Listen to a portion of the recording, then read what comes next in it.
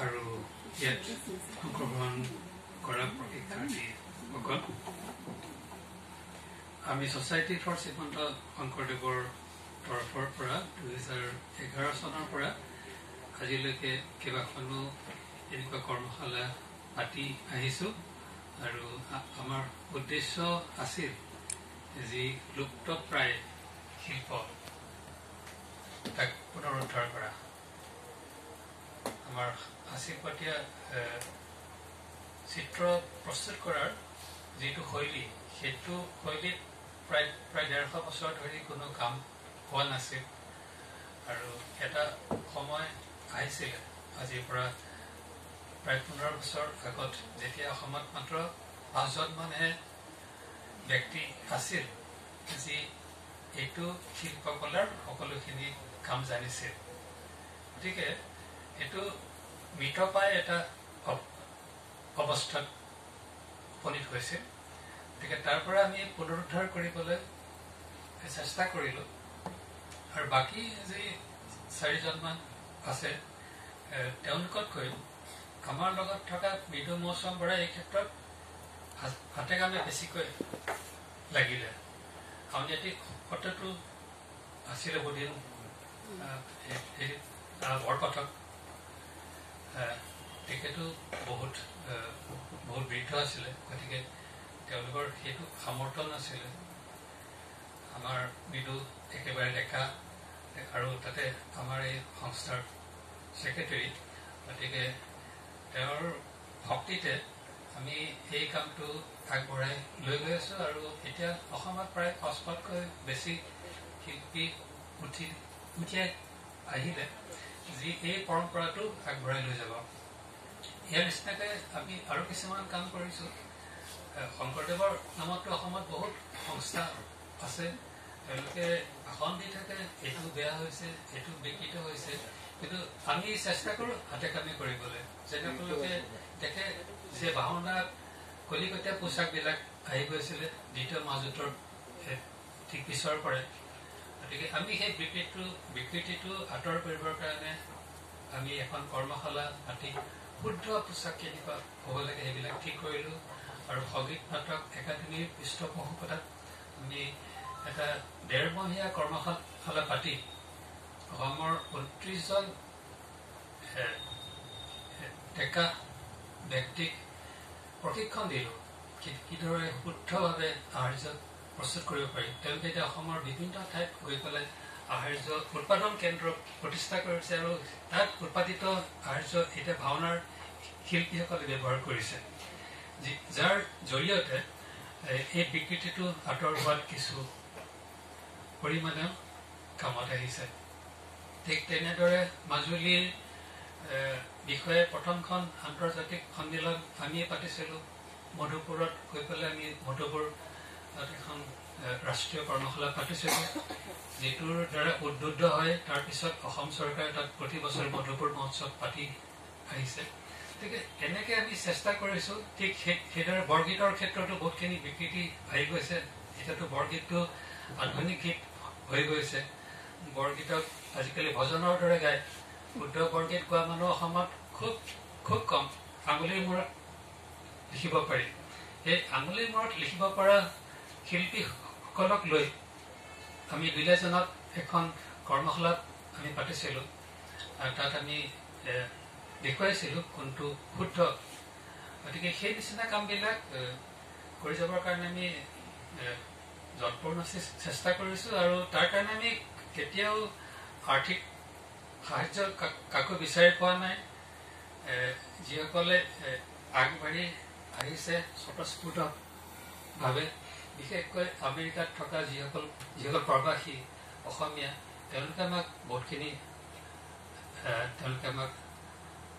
হাত আগবঢ়াইছিলে প্ৰথম পৰ্যায়ত গতিকে এনেকৈ আমি যিমানখিনি কাম পাৰিছোঁ আগবঢ়াই দিছোঁ আৰু এইটো ক্ষেত্ৰত মেনুস্ক্ৰিপ্টৰ ক্ষেত্ৰত যিহেতু ইতিমধ্যে এচাম শিল্পী ওলাই আহিছে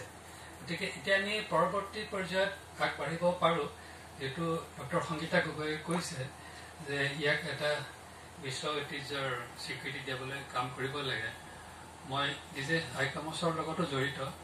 আইকমছৰ দুটা ধৰণৰ স্বীকৃতি থাকে এটা টেঞ্জিবল এটা ইনটেঞ্জিবল টেঞ্জিবলত আপোনালোকে দেখিছে কাজিৰঙা মানা হ'ল এতিয়া চৰাইদেউৰ কাৰণে আইকমছৰ ফালৰ পৰা ক্লিয়াৰেন্স দিয়া হৈ গৈছে ইতিমধ্যে গতিকে এইটো প্ৰায় 28 তাৰিখে বোধহয় ডিক্লেয়াৰ হ'ব গুৱাহাটীত দিল্লীত যিখন হ'ব গতিকে আইকমছে ইনটেঞ্জিবল কালচাৰেল হেৰিটেজো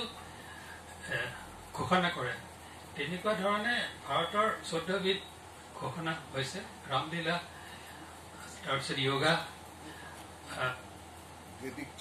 আকৌ গুৰু হেৰি যিটো